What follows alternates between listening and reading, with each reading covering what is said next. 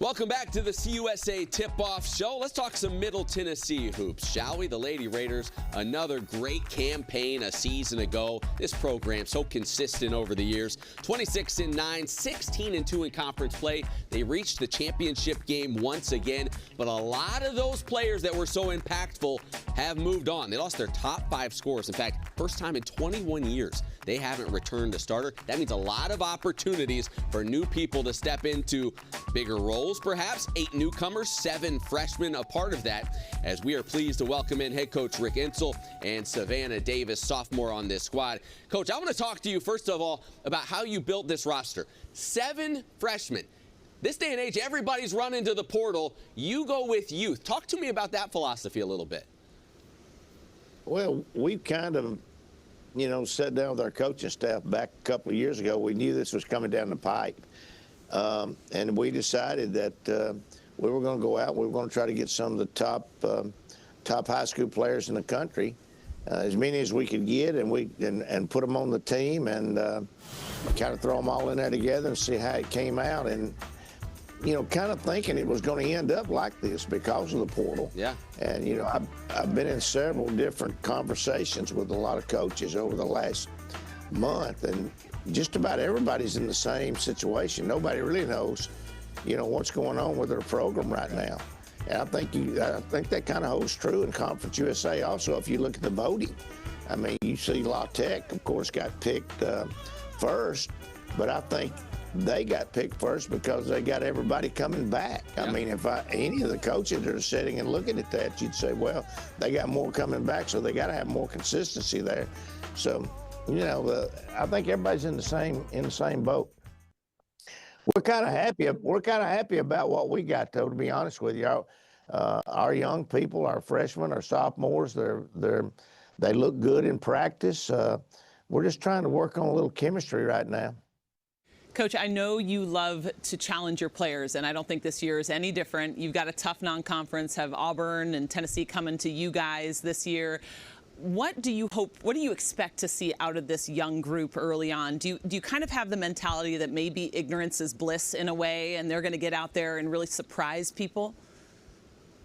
Well, that's another topic that we had to talk about as a coaching staff. We recruit to our schedule. I mean, we tell people we're going to play one of the toughest schedules in the country, non-conference, and because we knew we were losing a lot of players, we had to decide, well, do we want to cut back? And right off the bat, when they came to me, the staff, I said, no, we're not cutting back. We're going to go headlong into it. We're going to play the Auburns, the Tennessees, the Mississippi States. We're going to play those people, and that's the only way you're going to get better. You ask us. I think if you went to any one of our players right now, and like I said, we got mostly freshmen and sophomores, and ask them, where do you think we're going to end up this year? I think they'll tell you we're going to win the conference again. Savannah, great freshman season. You had some great moments throughout the year. 6th on the team in minutes a year ago. Now this season, with so many departures, bigger opportunity, how do you see your game growing, your role growing within this team? Last year I was really taking the knowledge from the upperclassmen, and this year I feel with all of the young players we have, I have to kind of step up and take that role, be the leader and be vocal for those around me, just teaching them along with the coaches and all learning together. And Savannah, with so many years with a target on your back, this year I imagine that people's expectations might be down. I realize you don't believe that, but is there a part of you that gets excited about maybe taking people by surprise? You want their expectations to be down because you want to show them what MTSU basketball still is. Absolutely. Our goals and standards are still the same, and I think people will be surprised when we come out and we still beat those teams that don't expect us to beat them. Yeah, Coach, last thing, you mentioned so many newcomers. Give us a couple of names. Who are a couple of the young players that are surprising, or maybe not surprising you, but that we should expect to see have a big impact for you guys? Well, I'm kind of against that. I don't, we don't use right names. Just numbers then. We got 12 or 13 young ladies, and I'm not going to single anybody out because on certain days we have different players that are stepping up. If you ask me right now, Savannah would be starting, and then Going from there, I don't really know where we'd go, to be honest with you. Alicia, AC is what we call her. She'd probably be starting. But, we don't know where we'd go from there. Now, we've got, like I said, we've got some very good young players. I mean, they're really doing – I think that our biggest challenge is going to be trying to keep everybody. As we go into this year, and at the end of this year, just trying to keep everybody together, because if you look at that group that just left, I think they've won probably the most successful group that we've had here in a 4-year period. I think this group has also got that same potential to do what that last group that left did. Well, we will see. We're looking forward to seeing them come into their own this year. Thanks for making time for us. And, Coach, last thing, congrats going into the Conference USA Hall of Fame. Congrats on that great honor. Well, thank you. Thank you. I was kind of surprised at that, Well, you were the only one, I think. Yeah, I think you were the only one, Coach. Thank you for your time today. We appreciate it. Well, thank y'all. We appreciate y'all. Yeah, Kelly, you take a look at this team. We talk about it. You lose all the starts. A little bit of uncharted territory, a little bit for this program. First time in 21 years they haven't had a starter back. How do you think they're going to manage it?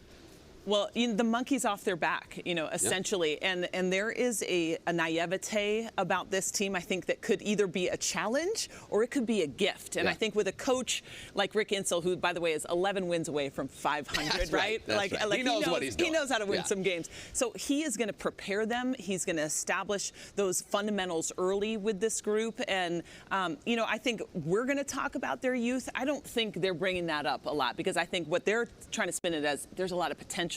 And you heard him say he didn't want to focus on any one player. Anybody can come in that lineup, and that's not normally the way that he plays. He likes to go about 5 or 6 deep. So I think we're going to see a different MTSU team this year. Yeah, maybe a little bit more depth displayed this year. Now, we talk about all the freshmen. There's also a transfer, Elena Contreras, who you think could step right in and be impactful. I think she might be the best transfer in Conference USA. Wow. Yeah, I mean, she's coming from UMKC, averaged double digits. She's also from Minnesota, which I love, Hopkins, Minnesota. Yeah, I'm an Edina person. We played for the same AAU team. Also, she's had to live with that weight the entire time. How do I measure up to Kelly Dale? Right, if she can handle that. Yeah. Absolutely not. She did play with Paige Beckers, though, in high school. So she knows how to win. She knows how to have success.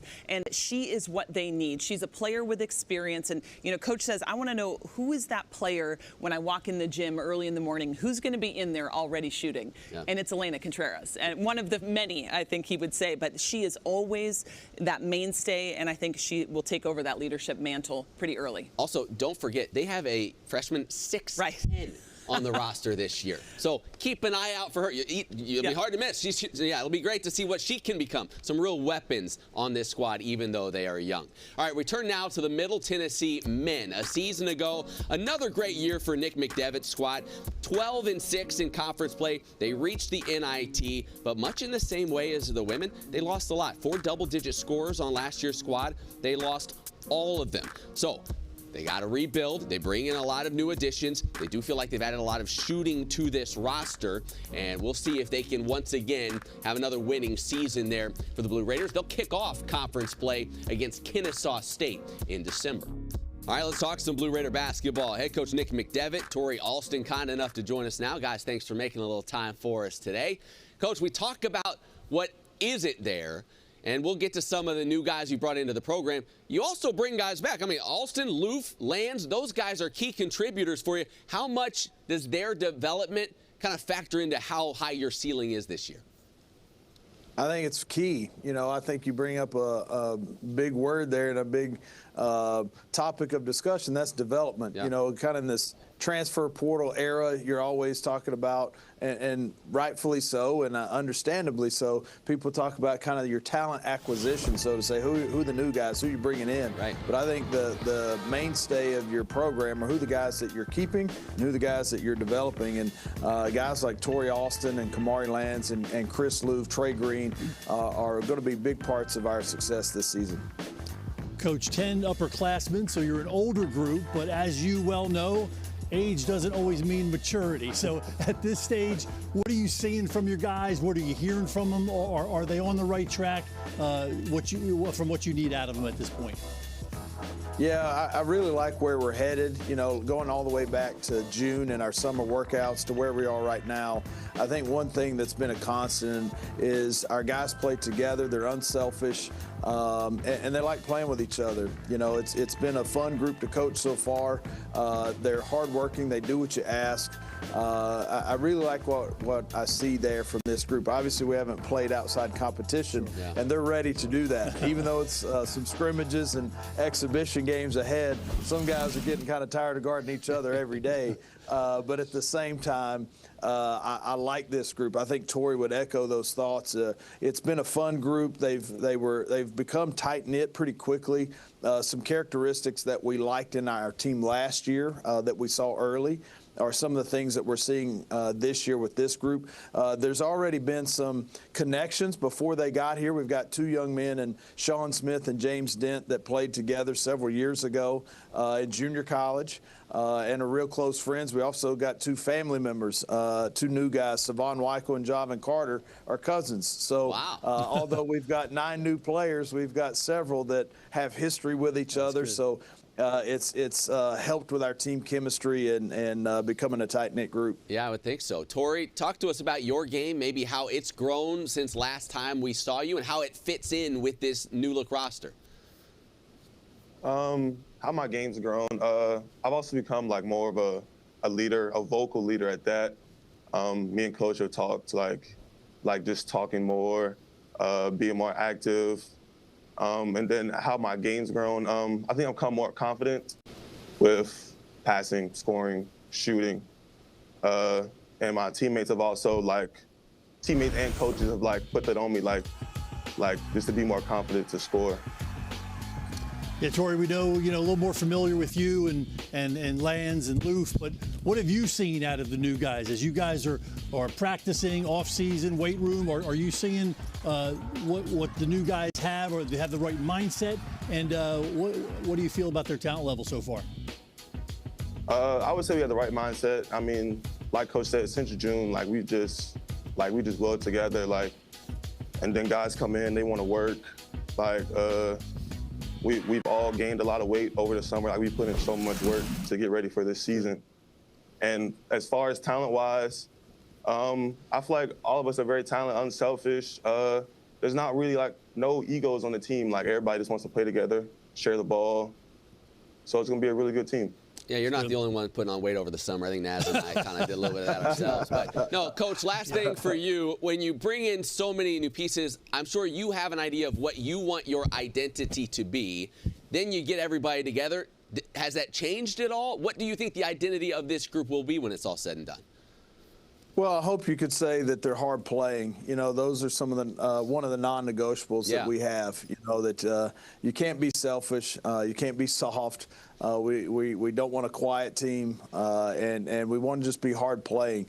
I think this team shoots the ball pretty well. And sometimes when you get that many guys that can shoot it, when the ball gets in their hands, it gets stuck, and now all of a sudden they want to show how well they shoot it. For a group of guys that shoot it pretty well, they're awfully unselfish, and I think that's going to have to be a characteristic of ours this year. And we need to be able to play deep. We've got 10, 11, 12 guys that we feel like can help us on game night. And so it's going to be important that all those guys are ready every night. We're not going to be able to just put it on Tori's shoulders or Kamari's shoulders or Chris's shoulders each and every night. It's going to have to be by committee, and I think they're ready for it. Well, that could be scary for the rest of the league if you guys have that kind of depth. Coach, we appreciate the time. Can't wait to watch you guys in action this year. Thanks for having us. Thank you. Absolutely. Well, Naz, we take a look at this roster. Again, another roster that brings in a lot of new pieces. One thing we know about a Nick McDevitt team, though, he is willing to kind of change to fit his personnel. We've seen him do that, forced to at times due to some injuries at times. But, what do you see this team becoming based on their personnel? Yeah, I'm not sure. Yeah. And in all honesty, as we kind of prep for the show and look to the conference ahead, Middle Tennessee, I'm not quite sure, and that's a compliment because, as you mentioned, I really believe, tremendous amount of respect for Coach McDevitt. We've not kind of known him for years. He's really adept and does an incredible job of kind of molding what they do to his personnel, as opposed to some programs that just have, this is how we're going to play year after year. Sure. You mentioned that 2 years ago, they had a great talented team, got decimated by injuries, and Coach McDevitt kind of just flipped the script mid-year. You guys changing position, like he changed on the fly. Yeah, made a great run in the tournament. You come back a year later, and they kind of changed how they play. They had Mustafa in the post and kind of a back-to-basket guy.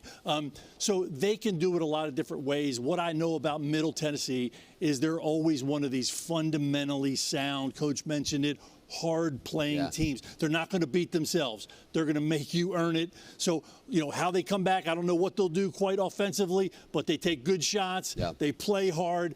Maybe we'll see more of that 1-3-1 that they sometimes like to get in. But I just view them, again, a storied program, high expectations. I expect to see them back up in that top half of the conference. Interesting, too, with so many new pieces, that they have pieces that are connected to each other. You've got guys that were JUCO roommates. They didn't just play together, they're roommates. You have Cousins. Maybe he's found a little secret sauce here to the transfer portal. Find guys that know each other and bring them back together. In this day and age, you got to do it any which way you can. But there is something to that. And again, we've talked to all the coaches about, what are you doing to bring the team together, to build chemistry, to help them gel. If it's relatives, hey, let's try that too. No, but they're going to have a good year. I really expect good things from the Blue Raiders. Yeah, I'm with you. All right, we're going to step aside, but coming up, we head west, as in way west, Las Cruces, New Mexico, to talk some New Mexico State hoops. What's brewing in the land of enchantment? We'll tell you when the CUSA Basketball Tip-Off Show continues.